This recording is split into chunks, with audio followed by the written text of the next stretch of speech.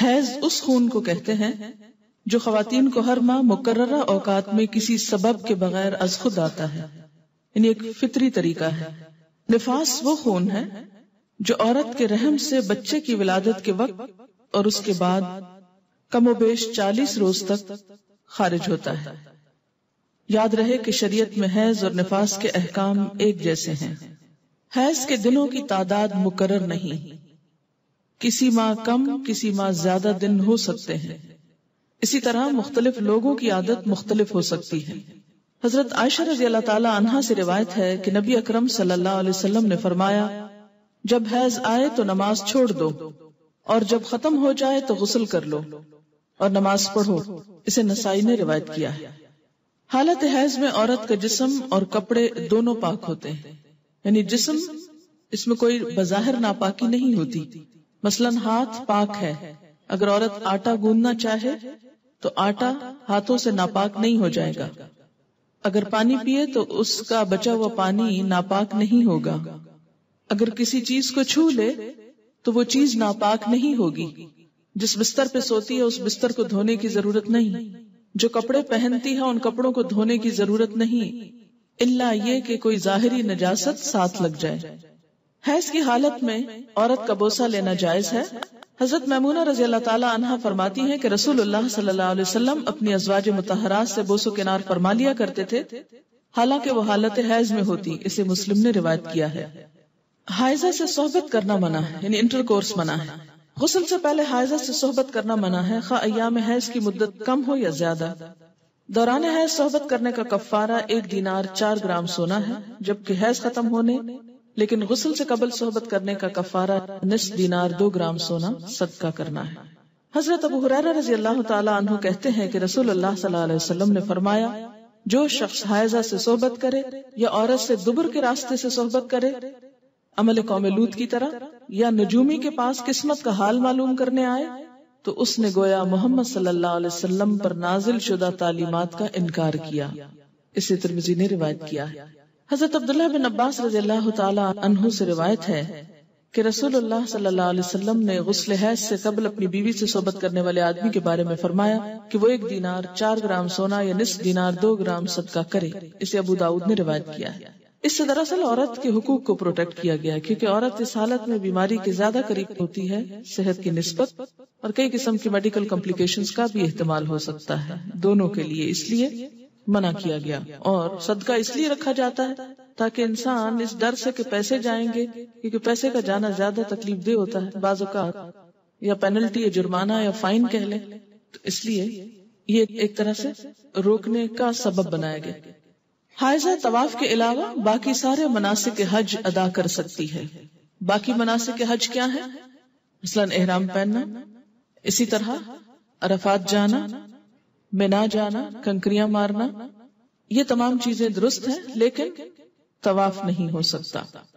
شروع میں صحیح ہو سکتی تھی، لیکن چونکہ اب وہ مسجد کا حصہ ہو گئی ہے اس لیے صحیح کرنا بھی درست نہیں۔ حائضہ نماز پڑھ سکتی ہے نہ روزہ رکھ سکتی، یعنی نہ نماز پڑھ سکتی ہے نہ روزہ رکھ سکتی۔ تو اب کتنی چیزیں منع ہو گئی؟ طواف، نماز، روزہ۔ حیض شروع ہوتے ہی روزہ ختم ہو جاتا ہے، خواہ سورج غروب ہونے سے 1 لمحہ ہی پہلے کیوں نہ آئے۔ حیض کی وجہ سے روزہ ختم ہونے کے بعد کھانا پینا جائز ہے، البتہ روزہ کی قضا ضروری ہے۔ حائضہ کے لیے روزہ کی قضا ہے، نماز کی نہیں۔ ہمارے یہاں عام طور پر یہ خیال پایا جاتا ہے نا کہ اگر پیریڈز آ بھی جائیں تو روزہ نہیں توڑنا چاہیے اور کچھ کھانا پینا نہیں چاہیے، اس دن کا ہو جاتا ہے۔ یہ خیال غلط ہے۔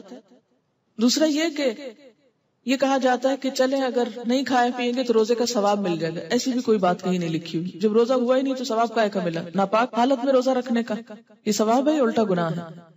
یعنی ناپاکی میں کس نے روزہ رکھنے کو کہا؟ اور جب روزہ ہی نہیں تو کھانا پینا کیوں حرام کر لیا اپنے اوپر؟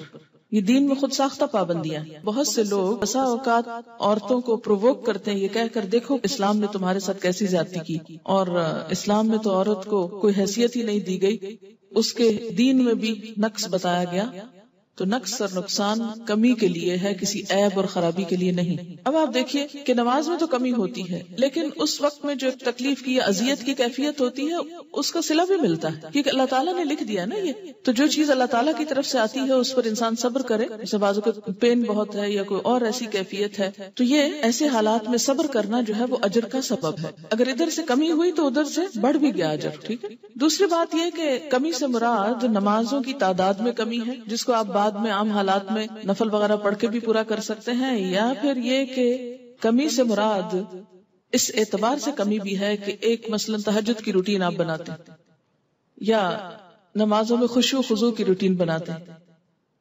ابھی آپ اس حالت میں ہوتے ہیں کہ نماز چھوٹ جاتی ہے، اب کیا ہو گیا؟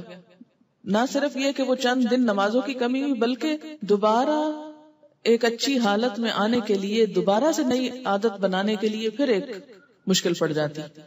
تو بعض اوقات لوگ نماز ہی چھوڑ دیتے ہیں، بمشکل عادت پڑنے لگتی ہے کہ چھٹی ہو جاتی ہے، اور چھٹی ہوتے ہی پھر چھٹی کر لی جاتی ہے ساتھ۔ تو یہ ایک انسانی نفسیات بھی، اس سے پھر دین میں پیچھے رہنے کا اندیشہ ہوتا ہے۔ یہ بتا کے الارم کیا گیا ہے، نہ کہ کوئی عیب بتانا مقصود ہے۔ کہ اگر آپ کو یہ بتایا جائے کہ آپ کے بزنس میں یا فلاں چیز میں کمی ہو جاتی ہے اس چیز سے، تو آپ کیا سوچتے ہیں؟ بزنس چھوڑ دو، کام ہی چھوڑ دو؟ نہیں، آپ سوچتے ہیں اچھا اس کمی کو پھر اور کہاں سے پورا کروں۔ کسی بھی چیز میں جب کسی بھی چیز کی کمی کا سبب بنتا ہے اور اس کو بتایا جاتا ہے یہ کمی ہونے لگی ہے، مثلا اگر کسی کو بتایا جائے کہ مارکیٹ میں فلاں پروڈکٹ نہیں آ رہی ہے جس کی وجہ سے فلاں کی سیل پر اثر پڑ جائے گا اور ایک دم کمی ہوگی، بزنس ڈاؤن ہوگا، تو انسان مایوس ہو کے بیٹھ نہیں جاتا، بلکہ کچھ اور سٹرگل شروع کرتا ہے کہ کسی اور طریقے سے کمی پوری کی جائے۔ تو یہاں بھی جب یہ بتایا گیا کہ میں نقصان دین ہے، تو اس کا مطلب یہ ہے کہ اس کمی کو کسی اور طریقے سے پورا کیا جائے، یہ ایک خیرخواہی بھی ہو سکتی۔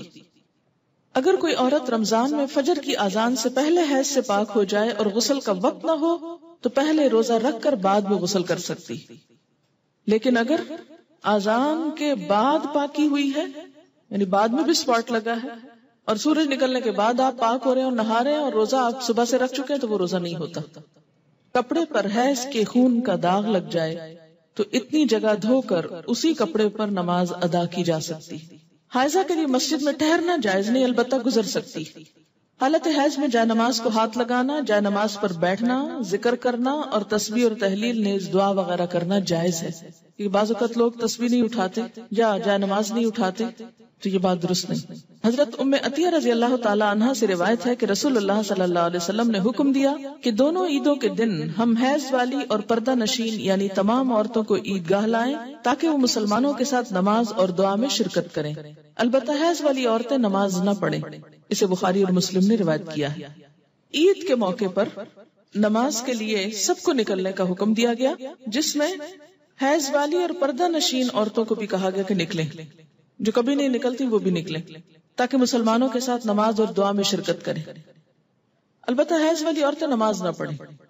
تو اس سے کیا پتہ چلتا ہے کہ عیدگاہ تک جانا، وہاں بیٹھنا اور دعا میں شریک ہونا ایسی عورتوں کے لیے بھی جائز ہے۔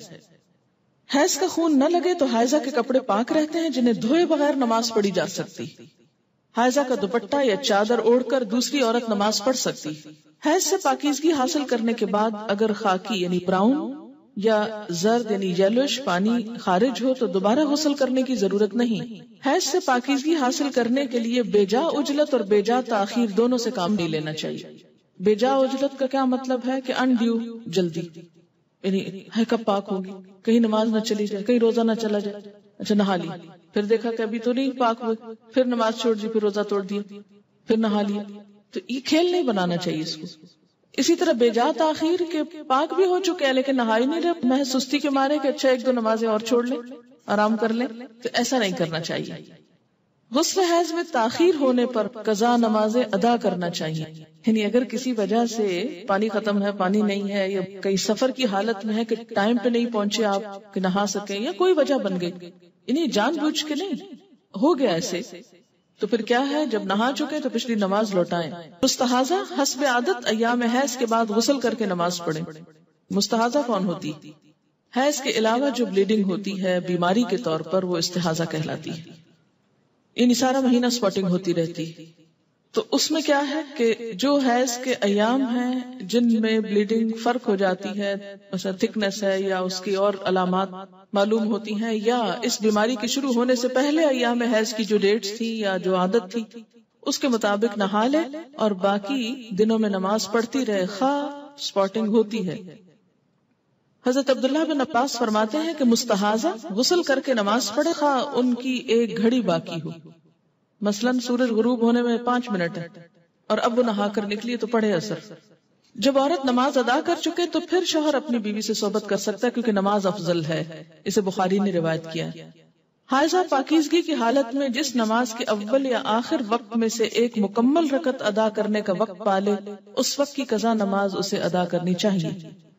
مثلاً ظہر کی اذان ہو چکی، آدھا گھنٹہ گزر گیا، آپ نماز پڑھنے جا رہے تھے، پتہ چلا پیریڈز ہو گئے، اب نماز تو نہیں پڑھ سکتے، لیکن چونکہ وقت نماز کا داخل ہو چکا تھا اس لیے یہ نماز آپ کی ذمہ ہو گئی. اب جب آپ پاک ہوں گے تو یہ نماز دہرائیں گے.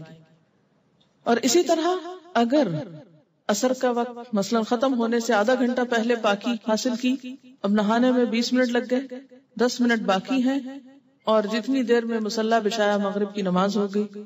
بعض اوقات ایسا نا سردی ہوتی ہے، دروازے بند کرتے جائے نماز بچھاتے کرتے ٹائم ہو جاتا ہے، اتنے میں اذان ہوگی. اب مغرب پڑھ کے کیا کرے؟ عصر قضا پڑھے.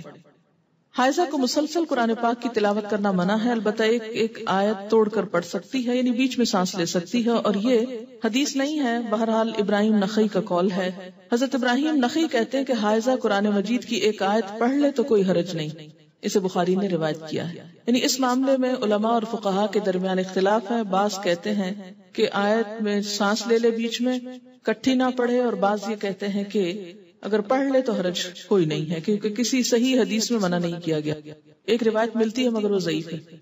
حائضہ قرآن مجید کو ہاتھ نہ لگائے، اگر پکڑنا ضروری ہے تو کپڑے سے پکڑنا چاہیے، یعنی عربک ٹیکسٹ جو ہے اس کو ٹچ نہیں کریں. شوہر کی اجازت سے حیض لانے یا حیض روکنے کی ادویات استعمال کرنا جائز ہے. دوران حیض بیوی کو طلاق دینا منع ہے.